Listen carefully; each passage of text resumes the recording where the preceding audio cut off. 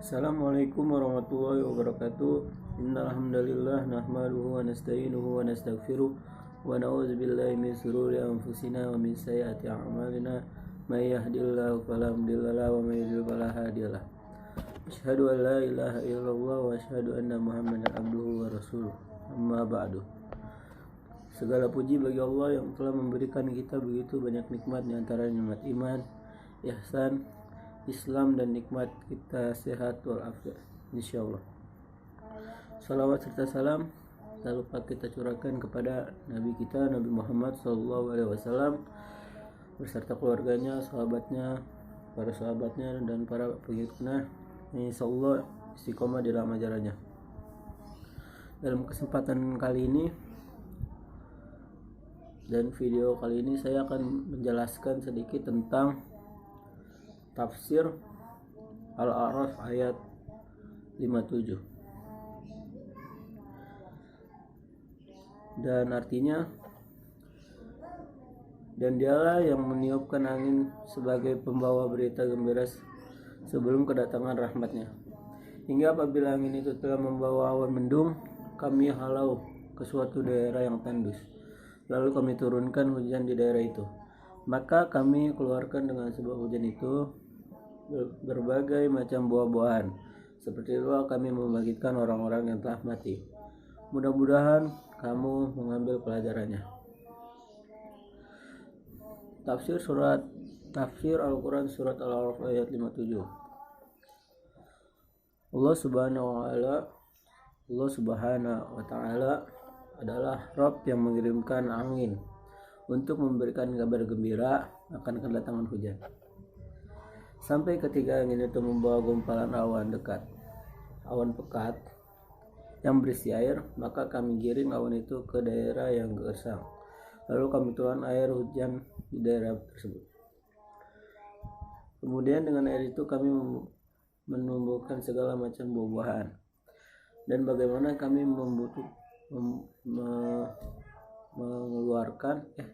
mengeluarkan orang-orang yang mati dari dalam kuburannya dalam kondisi hidup. Kami melakukan hal itu dengan harapan agar kalian, wahai manusia, mengingat kekuasaan Allah Maha Kuasa yang menghidupkan kembali orang-orang yang sudah mati.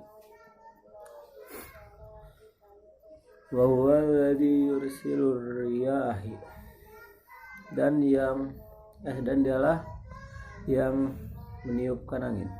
Ayat ini mengandung menyambutkan salah satu nikmat dari nikmat-nikmat yang telah diberikan Allah kepada hamba-hambanya, serta bagaimana bukti atas keesaannya dan ketetapan sifat ketuhanannya. Bushrom, sebagai pembawa berita gembira, yakni angin yang membawa berita gembira berupa hujan. Hatta idza aqala sahaba siqalan, hingga apabila angin itu telah membawa angin mendung, yakni hingga ketika angin itu berhembus membawa awan yang berat karena mengandung air. Nah, terus suknahu, kami halau. Maksudnya yang kami halau itu yakni awan yang kami halau. Libaladim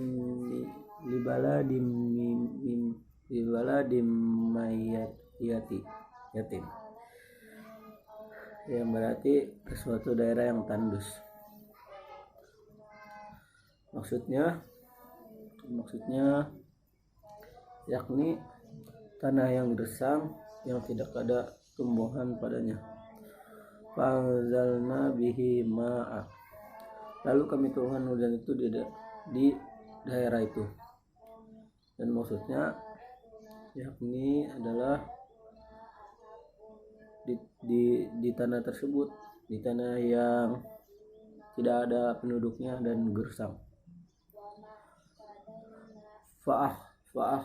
Fa'akhrajna bihi, maka kami keluarkan dengan sebab hujan itu, yakni dengan air hujan itu. Minakul lisamarot, berbagai macam buah-buahan, yakni dengan semua jenis buah-buahan tersebut dan sayuran-sayuran.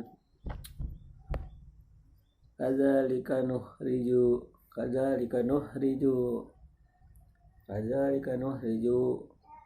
mauta. Seperti itulah kami membagikan orang-orang yang telah mati. Maksud dari kalimat tersebut adalah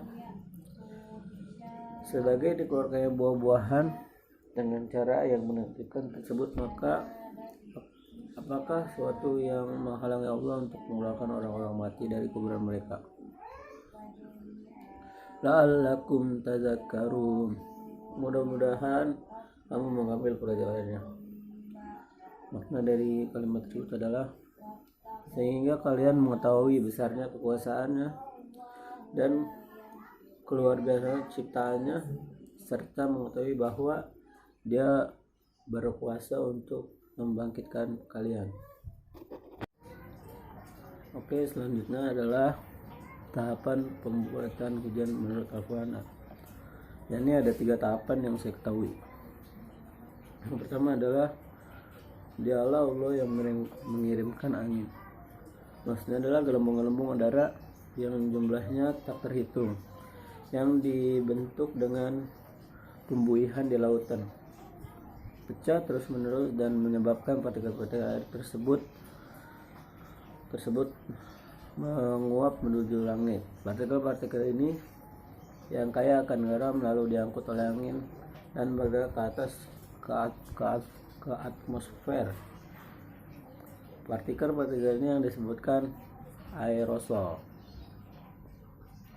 membentuk awan dengan mengumpulkan uap air di sekelilingnya dan naik lagi dari laut sebagai titik-titik kecil dengan mekanisme yang tersebut yang dimaksud perangkap air. Tahap kedua adalah lalu angin itu menggerakkan awan dan Allah membentangkannya di langit menurut yang dikehendakinya dan menjadikan bergumpal-gumpal. Lalu yang ketiga adalah tahap ketiga, lalu kamu lihat air hujan itu keluar dari celah-celahnya. Partikel-partikel air yang mengelilingi butir-butir garam dan partikel-partikel debu itu mengental dan membentuk air hujan. Jadi air hujan ini yang menjadikan lebih berat daripada udara, bertolak dari awan dan mulai jatuh ke tanah sebagai hujan. Mungkin itu saja yang sedikit saya sampaikan. Billahi taufiq wal hidayah. Assalamualaikum warahmatullahi wabarakatuh.